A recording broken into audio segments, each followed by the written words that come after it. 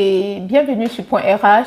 Dans cette nouvelle vidéo, je vous présente l'arrêt maladie pendant le préavis. Donc, précisément, quel est l'impact de l'arrêt maladie sur le préavis? Parce que vous savez, quand vous quittez une entreprise, vous devez respecter un préavis.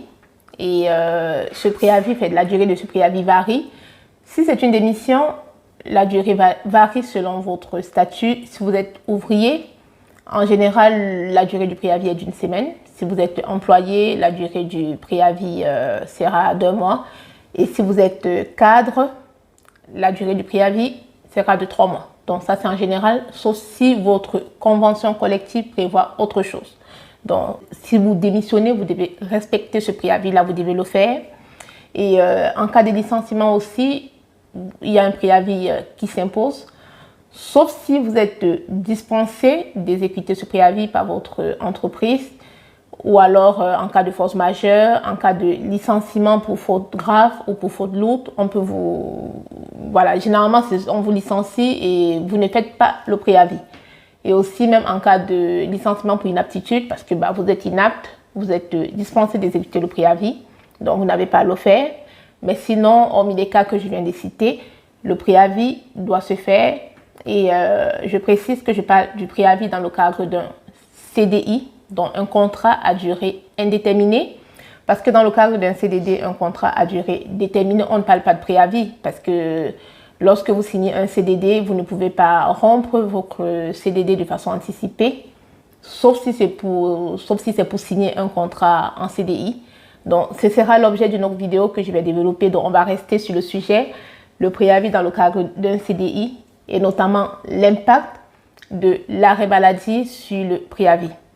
Donc, lorsque vous quittez une entreprise, que vous avez un préavis à faire, il peut arriver que pendant ce préavis, vous soyez en arrêt maladie, vu que la maladie ne prévient pas. Donc, quel est l'impact de cet arrêt maladie sur votre préavis? Il faut distinguer l'arrêt pour maladie ordinaire ou l'arrêt pour accident de travail ou maladie professionnelle.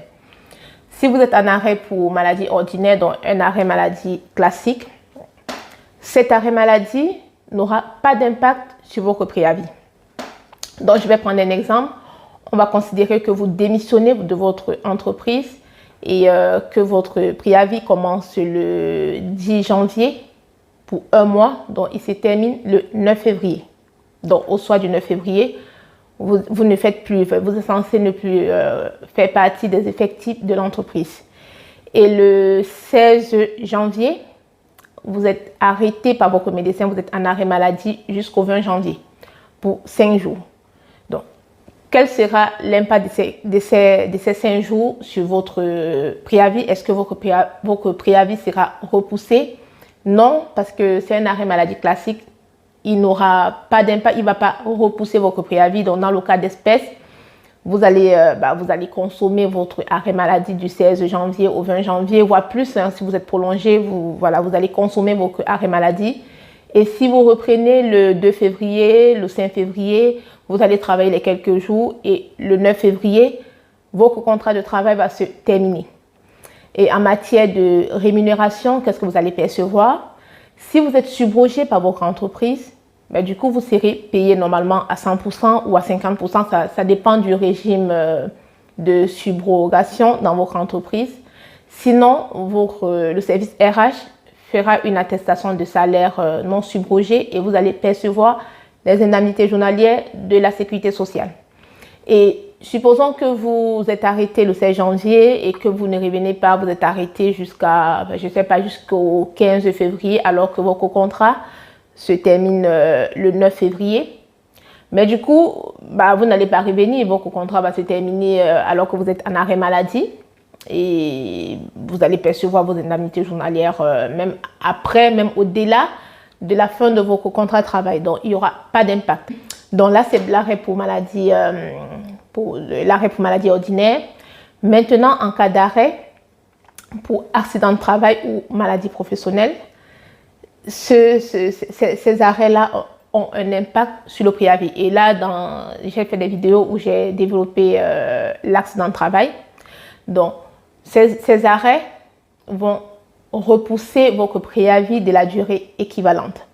Et pour reprendre le même exemple, vous quittez votre entreprise, vous démissionnez et votre préavis commence le 10 janvier pour un mois. Donc, au soir du 9 février, vous êtes censé ne plus faire partie des effectifs de l'entreprise.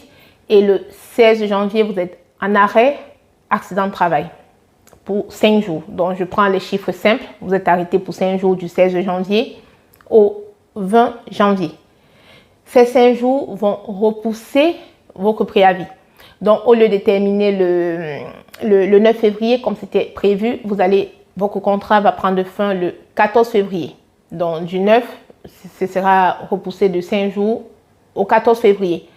Et puis, si vous êtes de nouveau arrêté ou si votre arrêt est prolongé encore de 5 jours, donc le 20, le 20 janvier, vous êtes censé reprendre le travail, vous ne reprenez pas et vous êtes arrêté jusqu'au 25 janvier pour 5 jours encore.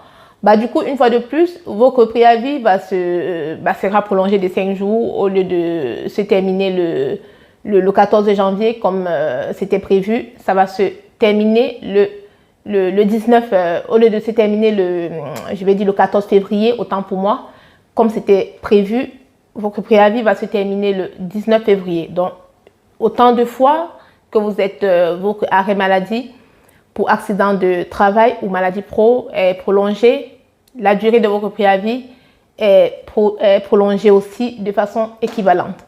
L'essentiel, dans l'impact et la différence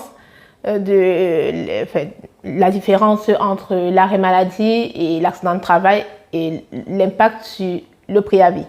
Donc, j'espère une fois de plus que cette vidéo vous sera utile parce que ce sont des règles basiques en tant que salarié qu'il faudrait savoir. Je vous invite, n'hésitez pas à recommander mes vidéos, à vous abonner, à les liker et je vous dis à très bientôt sur Point RH. Ciao!